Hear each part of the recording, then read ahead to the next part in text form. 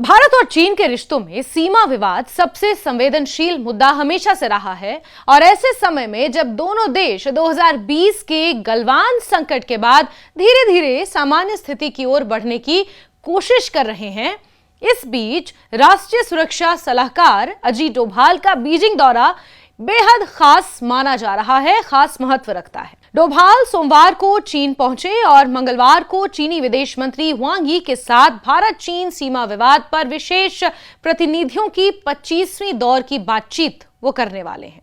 ये बातचीत सिर्फ LAC यानी कि लाइन ऑफ एक्चुअल कंट्रोल पर तनाव को कम करने तक सीमित नहीं है, बल्कि इसके जरिए दोनों देश सीमा प्रबंधन, भरोसा बहाली और व्यापक एक द्विपक्षीय रिश्तों को यानी कि अपने बायलैटरल रिलेशनशिप्स को आगे बढ़ाने की कोशिश करेंगे।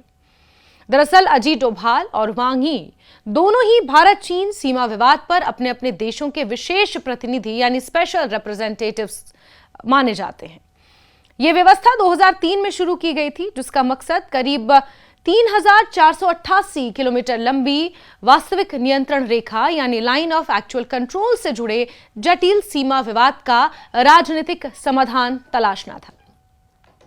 इतने सालों में इस प्रक्रिया के जरिए अंतिम सीमा समाधान तो नहीं निकल पाया, लेकिन दोनों देशों के बीच जब भी सीमा पर तनाव बढ़ा, यह तंत्र संवाद का महत्वपूर्ण माध्यम जरूर बना। इस बातचीत को समझने के लिए 2020 के गलवान संकट को याद करना जरूरी है। ईस्ट लद्दाख यानी कि पूर्वी लद्दाख में भारतीय और चीनी सैनिकों के बीच जून 2020 में हुई हिंसक झड़प ने दोनों देशों के रिश्तों को दशकों में सबसे गंभीर संकट में डाल दिया। गलवान में 20 भारतीय सैनिकों की मौत हुई, जबकि चीन ने बाद में अपने 4 सैनिकों के मारे जाने की पुष्टि की। इसके बाद दोनों देशों ने लाइन ऑफ एक्चुअल कंट्रोल पर बड़ी संख्या में सैनिक और सैन्य उपकरण तैनात कर दिए और कई इलाकों में लंबे समय तक गतिरोध बना रहा, यानी टेंशन्स उसी तरह की थी। हालांकि अक्टूबर 2024 में हुए समझौते के बाद स्थिति में महत्वपूर्ण बदलाव जरूर आया। देपसांग और डेमचोक जैसे प्रमुख फ्रिक्शन पॉइंट्स पर सैनिकों के पीछे हटने और पेट्रोलिंग व्यवस्था को लेकर सहमति बन गई 2024 में। इसके बाद दोनों देशों ने सैन्य और कूटनीतिक स्तर पर संवाद को फिर से तेज किया। दिसंबर 2024 में डोभाल और वांग यी की 23वीं विशेष प्रतिनिधि वार्ता 5 साल के अंतराल के बाद हुई थी। उस बैठक में दोनों पक्षों ने सीमा पर शांति बनाए रखने, भरोसा बढ़ाने वाले उपायों को मजबूत करने और सीमा विवाद के लिए 2005 में तय राजनीतिक दिशा निर्देशों के आधार पर समाधान तलाशने पर सहमति जताई थी। इसके बाद अगस्त 2025 में नई दिल्ली में हुई 24वीं बैठक में दोनों देशों ने कई अहम फैसले लिए। दोनों पक्षों ने सीमा विवाद के समाधान के लिए एक्सपर्ट ग्रुप बनाने, प्रभावी बॉर्डर मैनेजमेंट के लिए वर्किंग ग्रुप तैयार करने और पश्चिमी सेक्टर के अलावा पूर्वी और मध्य सेक्टर में भी जनरल लेवल मैकेनिज्म बनाने पर सहमति जताई। इसके अलावा सीमा पर तनाव कम करने की प्रक्रिया को राजनयिक और सैन्य दोनों स्तरों पर आगे बढ़ाने की बात हुई।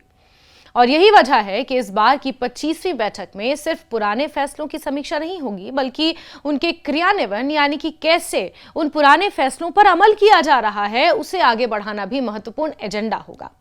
अजीत डोभाल और वांग यी के सामने सबसे बड़ी चुनौती LAC पर स्थायी शांति और स्थिरता सुनिश्चित करने की है कि वहां पर ये गतिरोध समय समय पर जो पनपता है वो ना पनपे और एक परमानेंट सोल्यूशन इसका निकाला जाए, ताकि इस एक गतिरोध से आगे बढ़कर अपने बायलैटरल रिलेशनशिप्स को और ज्यादा मजबूत करने की दिशा में हम कदम बढ़ा सकें।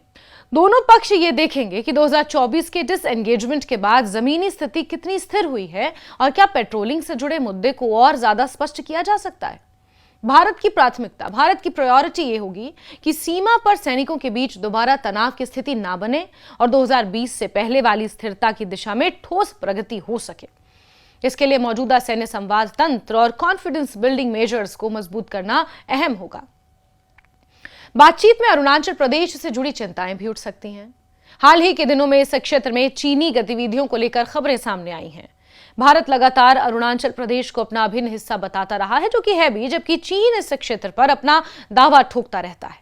इसलिए पूर्वी सेक्टर में किसी भी नई गतिविधि को रोकना और सीमा पर यथास्थिति बनाए रखना दोनों देशों के लिए महत्वपूर्ण है। और यही कारण है कि पूर्वी और मध्य सेक्टर में जनरल लेवल मैकेनिज्म की भूमिका आगे और महत्वपूर्ण हो सकती है। सीमा विवाद का अंतिम समाधान हालांकि अभी भी दूर दिखाई देता है। भारत और चीन के बीच सीमा का प्रश्न केवल एलएसी पर सैनिकों की तैनाती का मसला नहीं है, बल्कि इसमें पश्चिमी सेक्टर में लद्दाख, मध्य सेक्टर और पूर्वी सेक्टर में अरुणाचल प्रदेश से जुड़े व्यापक क्षेत्रीय दावे शामिल हैं। कॉम्प्लेक्स है ये पूरा मुद्दा। 2005 की agreement on political parameters and guiding principles ने समाधान के लिए राजनीतिक आधार जरूर दिया था, लेकिन उसके बाद सीमा निर्धारण की प्रक्रिया निर्णायक चरण तक नहीं पहुंच सकी। इसलिए मौजूदा दौर में दोनों देशों की व्यवहारिक लक्ष्य पहले सीमा पर शांति बनाए रखना और फिर धीरे धीरे कठिन राजनीतिक मुद्दों पर आगे बढ़ना दिखाई देता है।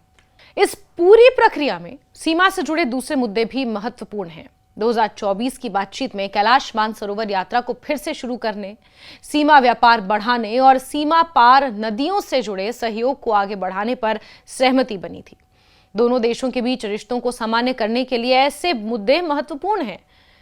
कैलाश मानसरोवर यात्रा शुरू हो चुकी है और सीमा विवाद के बावजूद आर्थिक, मानवीय और क्षेत्रीय सहयोग के रास्ते खुले रखने की कोशिश की जा रही है। अजीत डोभाल की बीजिंग यात्रा का एक और बड़ा पहलू आगामी ब्रिक्स शिखर सम्मेलन भी है। 12-13 सितंबर को नई दिल्ली में होने वाले ब्रिक्स सम्मेलन में चीनी राष्ट्रपति शी जिनपिंग के शामिल होने की उम्मीद जताई जा रही है। हालांकि उनके भारत दौरे की आधिकारिक पुष्टि अभी हुई नहीं है। ऐसे में अजीत डोभाल और वांग यी बातचीत को इस संभावित यात्रा से पहले माहौल तैयार करने की कवायद के तौर पर भी देखा जा रहा है। अगर सीमा पर बातचीत सकारात्मक रहती है तो ब्रिक्स सम्मेलन के दौरान प्रधानमंत्री नरेंद्र मोदी और शी जिनपिंग के बीच संभावित मुलाकात के लिए बेहतर माहौल बन सकता है। मोदी और शी जिनपिंग की पिछली महत्वपूर्ण मुलाकात अक्टूबर 2024 में रूस के कजान में हुई थी, जहां दोनों नेताओं ने सीमा पर तनाव कम करने और दोनों देशों के रिश्तों को सामान्य दिशा में ले जाने की जरूरत पर जोर दिया था।